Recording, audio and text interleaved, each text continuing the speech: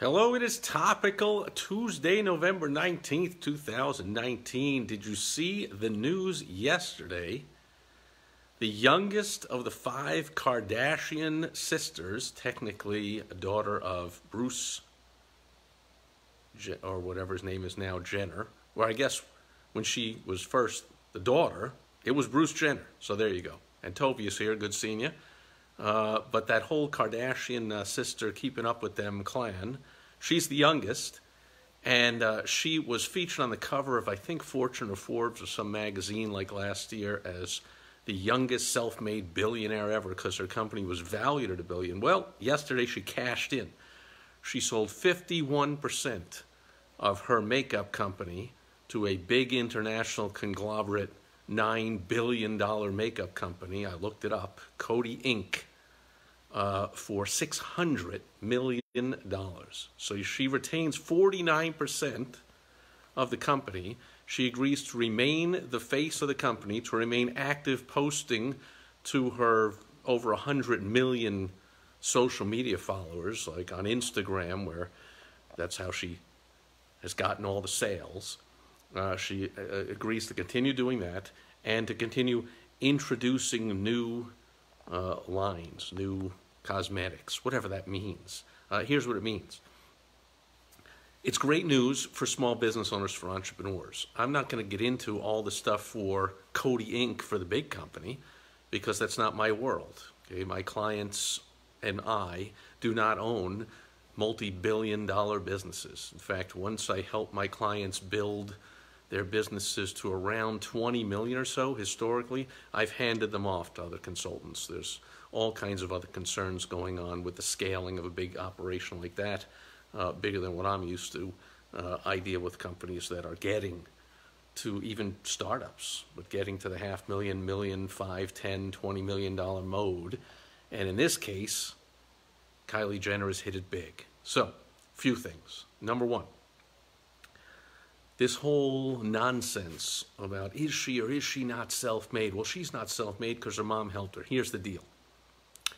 Last I checked, just about every human being on earth at one point or another has had a mom.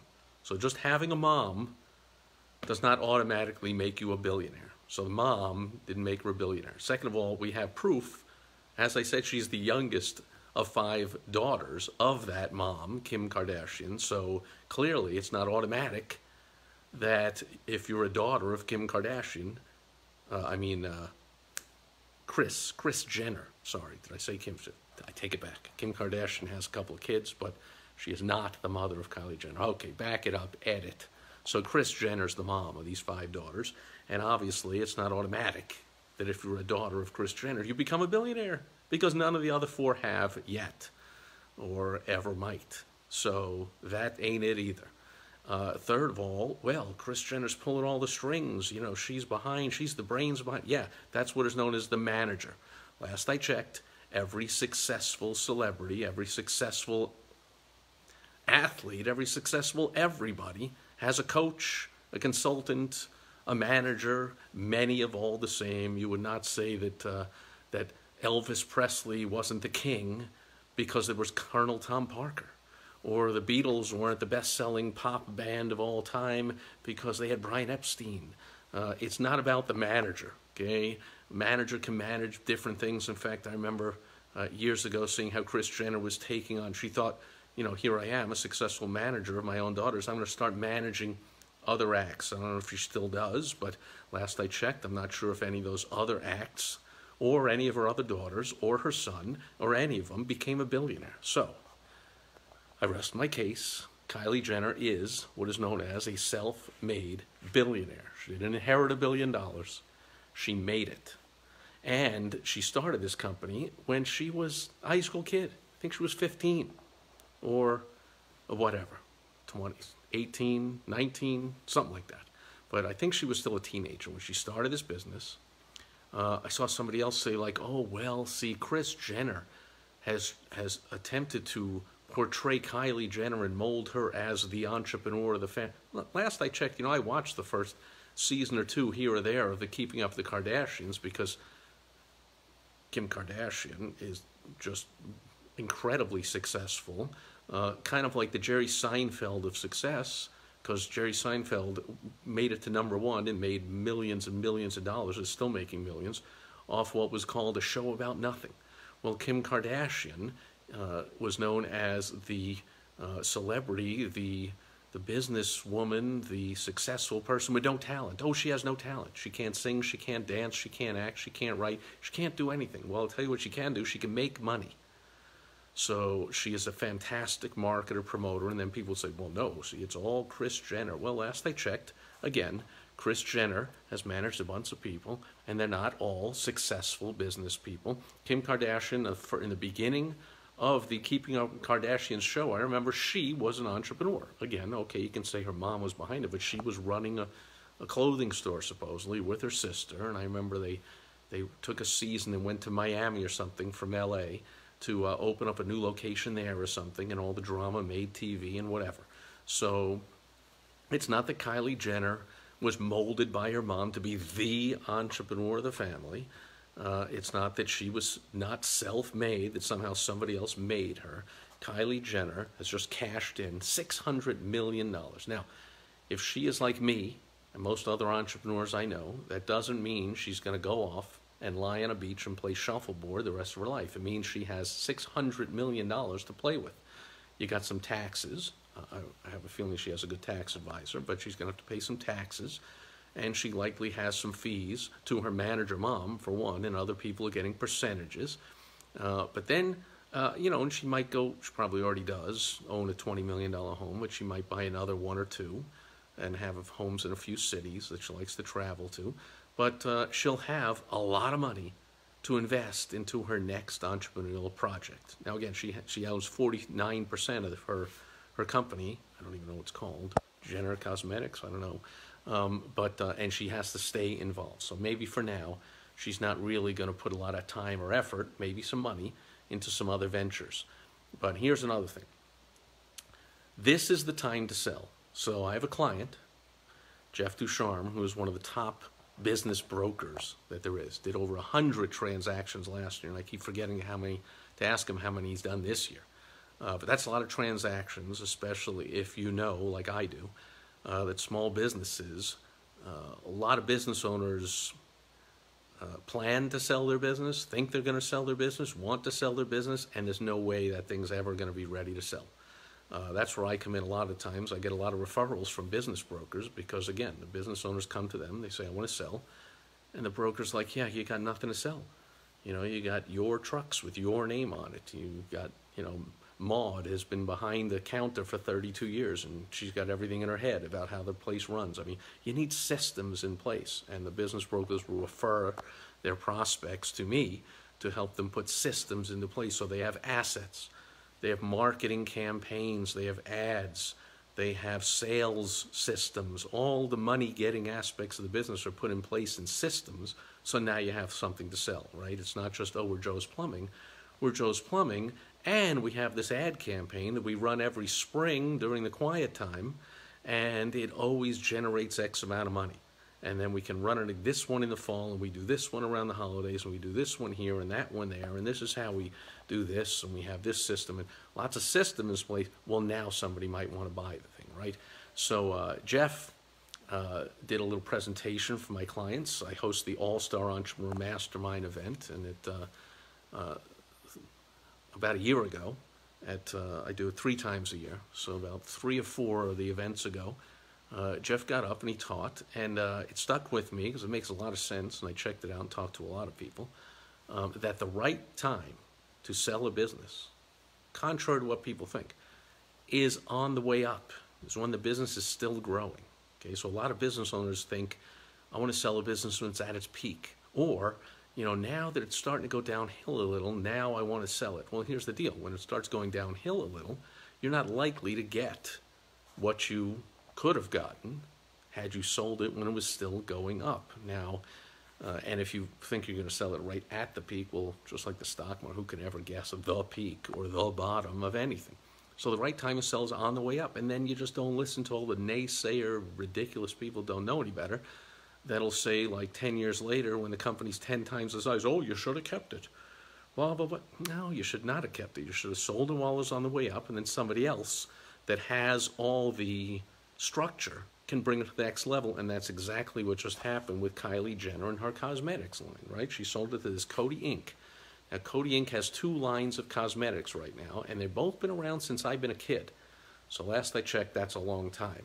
Max Factor and, oh crap, now I forget the other name, CoverGirl. CoverGirl and Max Factor. Like, you're kidding me. That's like the ultimate establishment of the cosmetics industry. And Kylie Jenner being the upstart. The whole Kardashians, like I said, they get no respect, not from nobody, from people that know, like me, that know marketing and advertising and sales. They get a lot of respect. But from most of the world, they get no respect. Certainly not from the establishment. And that's usually how it is for all of us as owners of small businesses. We don't get any respect from the larger businesses, right? Famously, Kodak had no respect for Instagram, never saw it coming. Instagram became worth billions, and Kodak went into, the dust heap of history and is worth nothing. And there are many, many stories of that the big superstars of the establishment in their whatever industry have no respect for the upstarts. Cab companies had no respect for Uber, and on and on and on. So it's good news for those of us that understand that the road to big success comes from being a disruptor, from being different, from innovating, from putting something new into the marketplace and being bold and having the vision and then putting the systems into place to have it grow. But here's the thing. How much more could Kylie Jenner really have grown her business? Right now, she has the structure of this international $9 billion enterprise that's been selling cosmetics for decades. So they have the staff, they have the distribution, they have the manufacturing, they have the shelf space and the counter space in all the department stores and CVS, Walgreens, whatever. They have all kinds of avenues to create, market, advertise, sell, and deliver cosmetics that Kylie Jenner could never dream of. So it's possible that this brand could go to stratospheric new heights. It's also possible that the brand could struggle and just disappear. But that's the calculated risk that this Coty Inc. is taking. However, for Kylie Jenner, not a risk at all.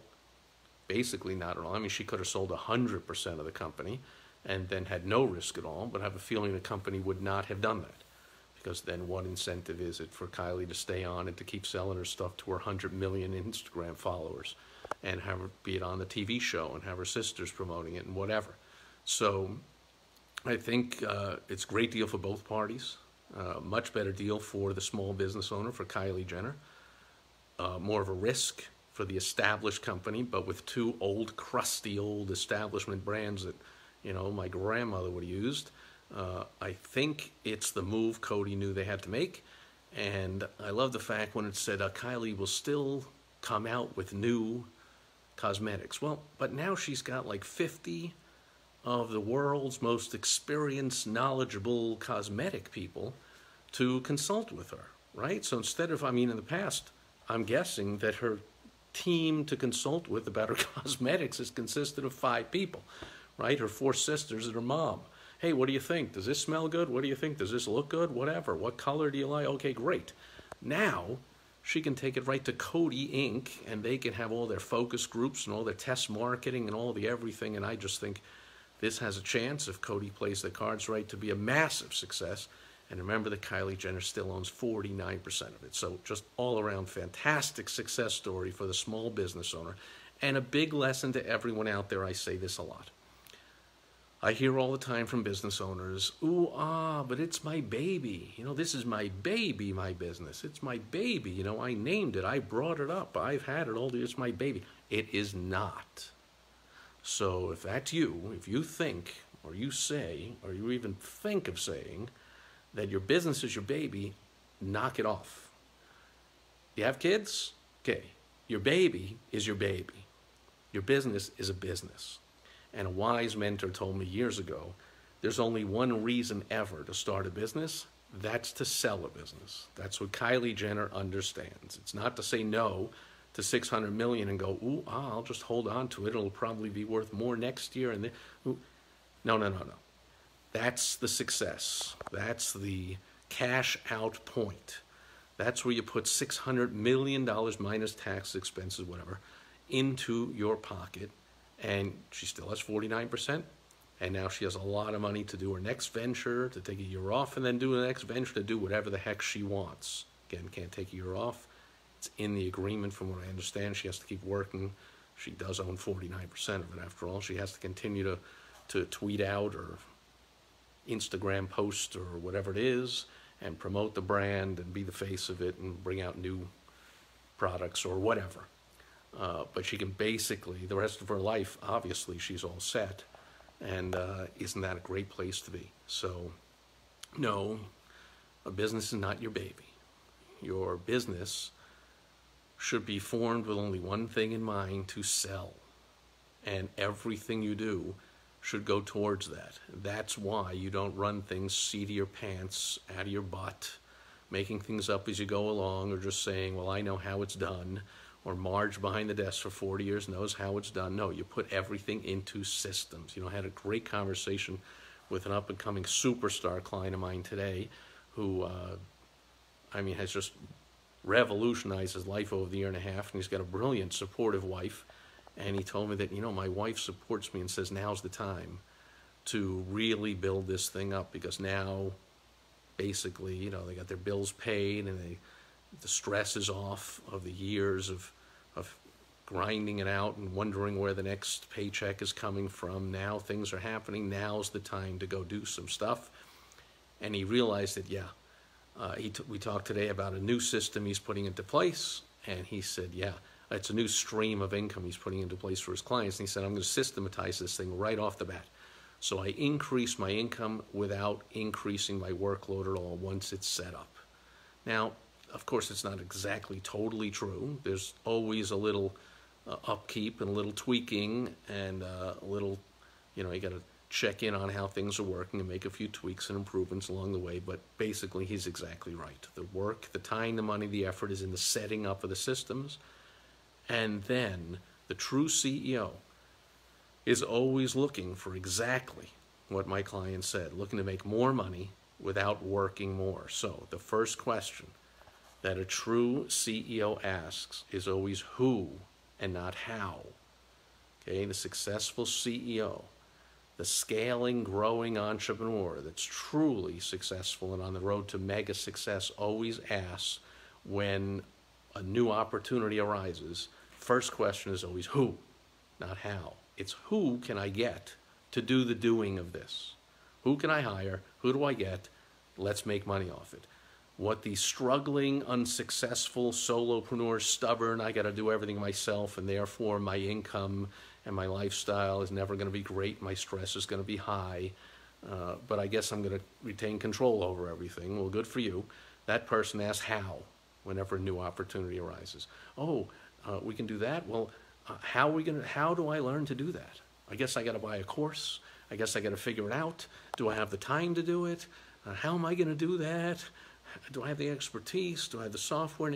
Cut it out. Stop asking how to do things and just start asking who do you get to do things that basically can already do them. So you're always looking to make more money and not to take on a lot more work. That's exactly what Kylie Jenner did yesterday. She cashed in with $600 million.